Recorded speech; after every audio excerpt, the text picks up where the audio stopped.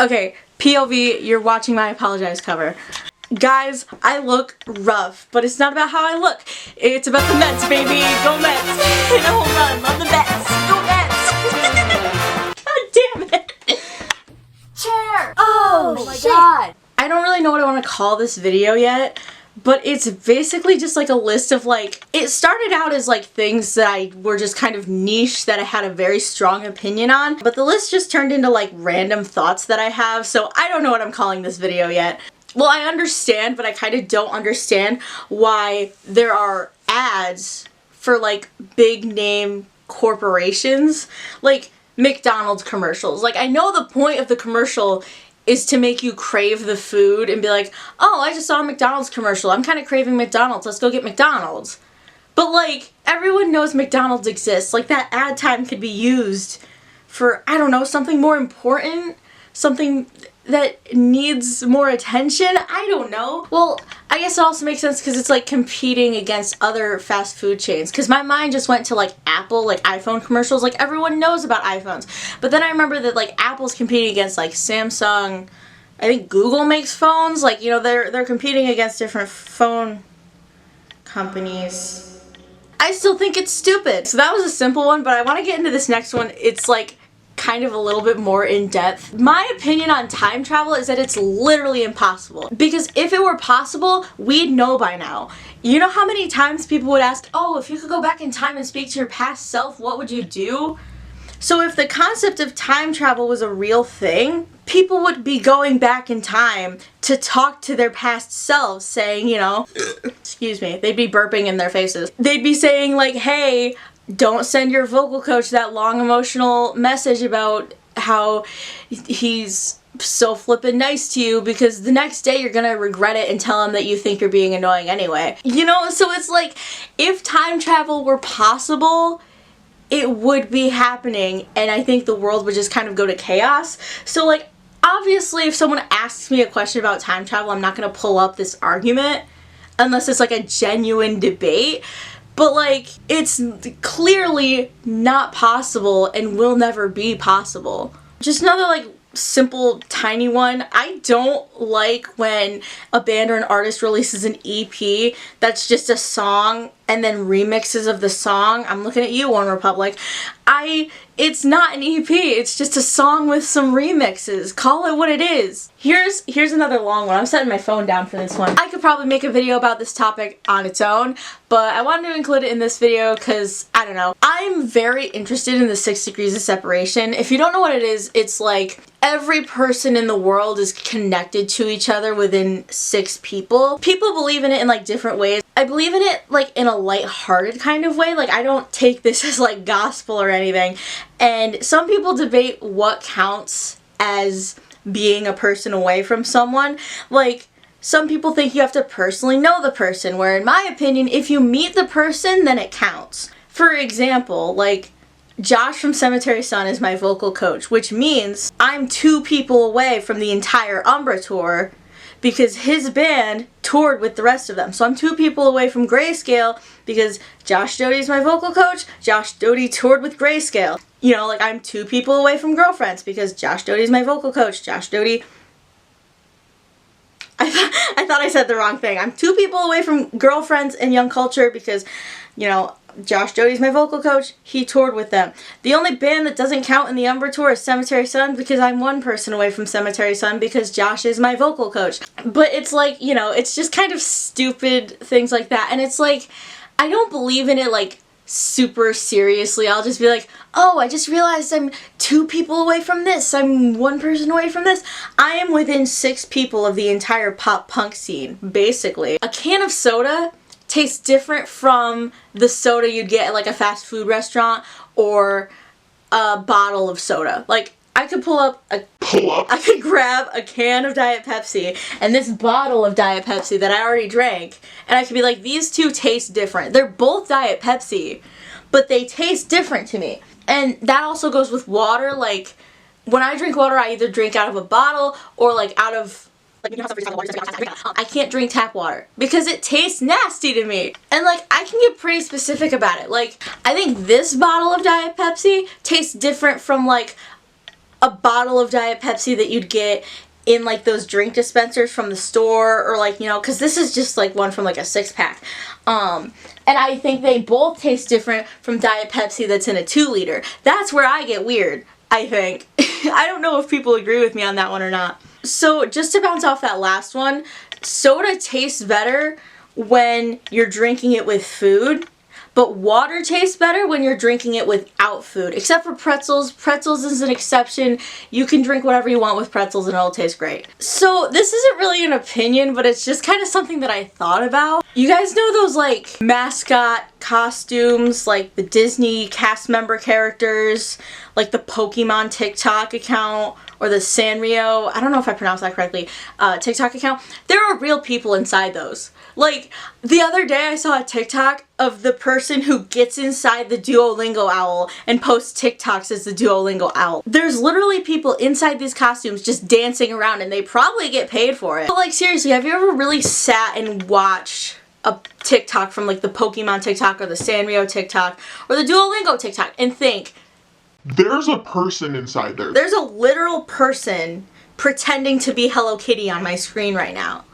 Like, I don't know, that's just super weird to think about. I just want to reiterate real quick. I'm not stupid. Like, I've known that there's a person in there, but it's just something that you never really think about, you know? Just like staring at these costumes and being like, there's a person in there. I don't know.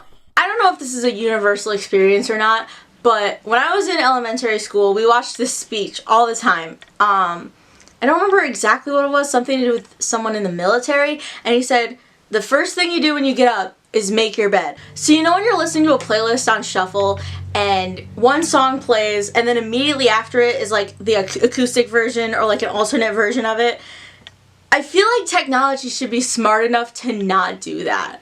Because I don't know about you, but like, I don't want to listen to like Isolated by Cemetery Sun and then immediately listen to Isolated acoustic. Like, I don't want to, I just listened to that song. I don't want to listen to it again. I don't know if it's possible for technology to advance like that, but technology has done some crazy shit. So, I mean, I think it's possible. So, if you guys didn't know, Oreo Cakesters came back. If you've never had an Oreo Cakester, you need to go to Walmart right now and buy them. They are literally the flippin', I don't know how to explain it. You eat one and you're just in heaven. I was gonna wait and have my first Oreo Cakester since they came back for this video, but I'm not gonna lie to you guys, I've already had one of these. But the whole point of this thought that I wrote down in my notes app was that I'm like, oh, I hope the return of Oreo Cakesters isn't underwhelming like Dunkaroos was. I don't know if that's an unpopular opinion or not. Hold on, I gotta take off my retainer. Gross. Oh my god! I swear, if you guys have never had these before, you have to have one. They're literally, this tastes like my childhood. Sorry guys, I was just hungry in my Everything Google class when I wrote that one. Now I have to finish these. I got this eyeliner a little bit ago from, I'm assuming it's just NYX. I don't know if it's whatever. And as you can see, it's kind of running low. So you'd think, Tiffany, just twist the bottom. More will come up. No. This is all I've got. I'm pretty cheap when it comes to makeup because my parents are pretty cheap when it comes to makeup. So this was expensive for makeup. It was like $5, which most people would think, oh, it's not that expensive. But like I said, we're cheap. So it's like, I thought that stuff was gonna last me a super long time. And it's lasted me a couple months, but I don't do my makeup every day. Now that I'm wanting to do my makeup every day, that's not going to last me a couple months. So this last one's a little bit more serious. I probably shouldn't have ended on this one. This is a very bold opinion of mine. If you believe in separating the art from the artist when it comes to music, it's only really valid if you're pirating their music or if you like buy their CDs or vinyl from like a thrift store. Because if you're like buying from their website or something, or if you're streaming their music, you're still supporting them financially. So it's like, you may say you don't support them, but it's like, there you are, literally supporting them. If you're an avid Tiffany Rock viewer, you know that lately I have been a sucker for viewer interaction videos. So I asked my followers on Instagram, what's a niche topic that you'd want to hear my opinion on? So here's what I've got. How do you feel about Bad Love by Grayscale? I asked for a niche topic, not for a topic that you debate at the drop of a hat. Why do you think Bad Love is good? Genuinely. I couldn't even let that joke flippin' happen without laughing. It gives me serotonin, the flippin' way that melodies work and shit. I'm a singer, you know? I like to sing shit and it's fun to sing. I've talked about this before, but Bad Love's pretty special to me because it's really the first song that got me hooked on Grayscale. Like when I was just starting to listen to Grayscale, when I was listening to Umbra front to back for the first time, I was literally about to tweet like, oh, everyone's talking about Motown. Why is nobody talking about Bad Love? This shit slaps. What's your favorite fast food restaurant and what's your order? I was gonna say this is such a random question, but that was kind of the point.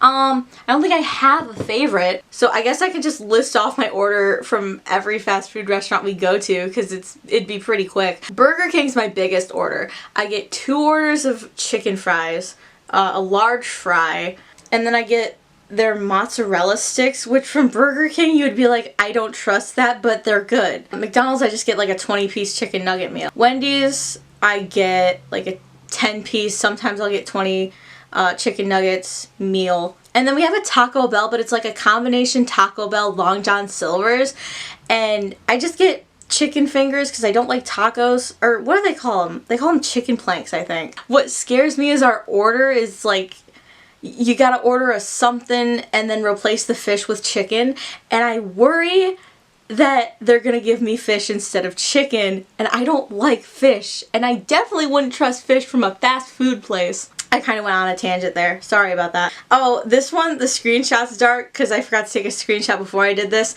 What's the best Cemetery Sun song and why is it Misery's Company? So I posted this on my Instagram story and I tagged the members of Cemetery Sun asking what they thought their best song was.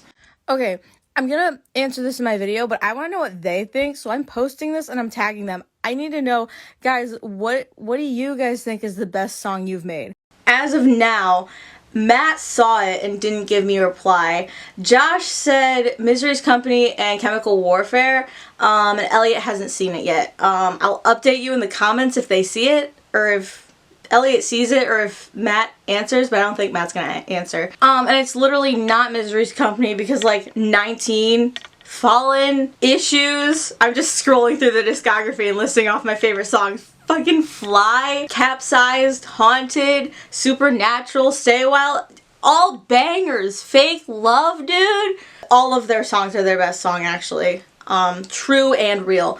Of course, this is what we end on. Grayscale should come to Oklahoma. Peace in the world will be restored if Grayscale comes to Oklahoma and Cemetery Sun comes to Albany. That's it for this video. That's all I had. If you liked this video, like it. Comment down below some niche random opinions you have, and maybe I'll agree, maybe I'll disagree. And share with your friends, all that crazy, wacky, wild, amazing, fun stuff. Thank you so much for watching, and I never know how to end these things.